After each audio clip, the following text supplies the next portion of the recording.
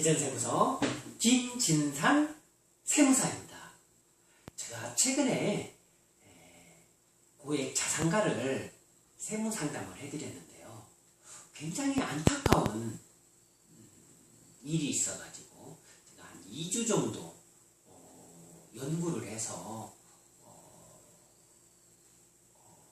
상담을 이렇게 절세 컨설팅을 하기로 했는데 좀 안타까운 부분이 있어가지고 제가 지금 강의를 통해서 알려드리고자 합니다. 세무 상담을 누가 잘할 수 있을까요? 여러분이 보시는 바와 같이 김진상 세무사가 세무 상담을 잘합니다. 저의 세무 상담 철학이 있습니다. 고객에게 어떤 효익을 제공할 것인가를 늘 생각을 합니다. 어떤 효익? 고객이 저한테 상담을 청하는 경우에는 절세를 할 수 있는 부분이 어디에 없는지 살펴봐달라는 것입니다. 그렇습니다. 누구든지 할 수 있는 일이라면 굳이 저한테 안 오시겠죠. 은행 PB를 만나보셨고, 또 증권사 PB를 만나보셨고, 또 보험하시는 사람들을 또 만나봤고, 또 기장하시는 20여 년간 기장하신 세무사님한테도 의견을 들어봤습니다. 그런데 또 3명이 추천해준 세무사님, 능력 있는 세무사님이라고 된 세무사님하고도 상담을 해보셨습니다. 결과는 어땠을까요? 결과는 그냥 일반적인 이야기밖에 되실 수가 없었습니다. 왜 그런 결과가 나올까요? 왜 우리 이 많은 사람들, 전문가들을 만나봐도 일반적인 이야기, 뭐 법인으로 할까? 개인으로 할까? 그리고 법인으로 하면은 자금이 투명하게 흘러가야 되고, 또 근로소득 물론 절세할 수 있고, 하지만은 나중에 배당소득까지 고려한다면은 절세의 효과가 크지 않다. 또 투명하게 해야 된다. 개인으로 했을 때는 세금만 일단 내면은 그 다음부터 자금 이동이 자유롭다. 이 정도의 일반적인 이야기밖에 할 수 없었던 것이죠. 왜 그럴까요? 전문적인 투자가 없었기 때문에 그렇습니다. 우리가 어떤 가치 있는 일을 하기 위해서는 유능한 사람이 그것에 몰두할 수 있는 시간이 필요한데, 우리가 그 컨설팅 비용에 지급하는 것에 대해서 굉장히 인색하다 보니까 효익은 얻고 싶은데 그 효익을 무료로 얻고 싶다는 것이 문제점입니다.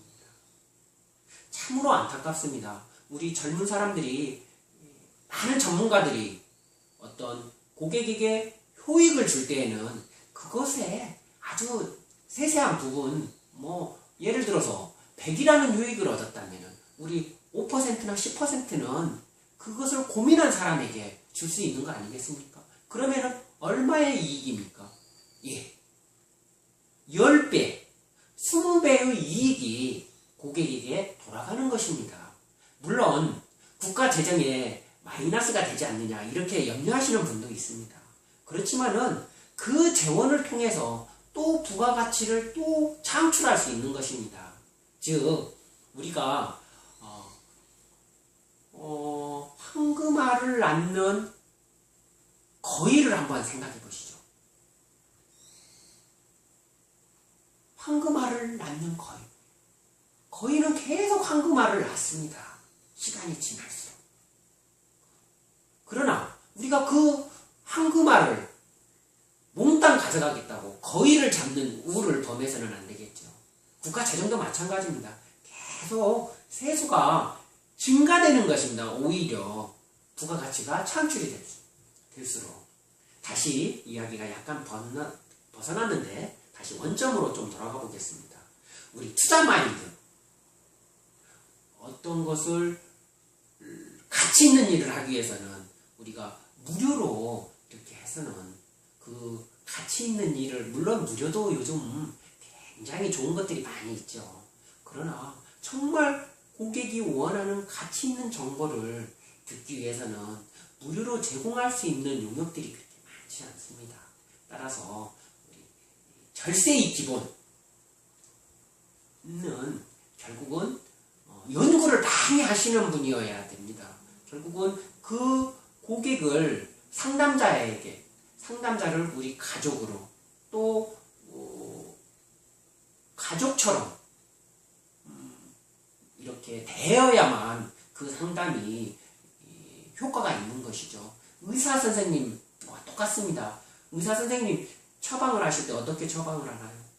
그분의 어떤 그 환자의 질병, 그것을 충분히 따뜻한 마음으로 그 질병에 대해서 관심을 갖고 공부를 해서 그 다음에 처방이 내려지는 것이죠. 우리가 수술을 잘 하시는 의사 선생님한테 갈 때는 어떻습니까?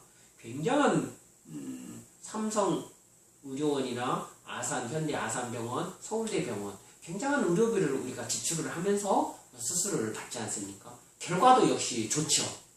물론 다른 지방에 있는 병원들을 저기 하는 것은 아니지만은 앞서 나가는 데는 그만큼 뛰어난 사람, 많이 훈련된 사람, 숙달된 사람을 우리가 의사 선생님을 고용을 하기 때문에 그러한 결과가 나오지 않나 생각을 합니다. 역시 우리 세무도 이제는 절세 차원에서 좀 더 이게 부담이 굉장히 커졌습니다. 어느 정도 30억이 넘어가면은 50% 절반을 내어줘야 되는 그런 상황입니다. 우리가 그렇다고 해서 부를 증가시키는 것을 중단시킬 수는 없는 것이고 좀 더 연구를 해서 그 분야에 다양한 정보를 습득을 하고 또 정보 습득에 국한되지 않고 상담자에게 무언가 어떤 효익을 줄 것인가 어떤 혜택을 줄 것인가를 늘 고민하는 그런 세무사님들에게 상담을 받는 것이 절세의 기본이라고 생각을 합니다. 저는 이번 사례에서 굉장히 많은 것을 배웠습니다. 비록 그분이 약간 우리가 투자하는 마인드가 부족했지만은 앞으로도 제가 한번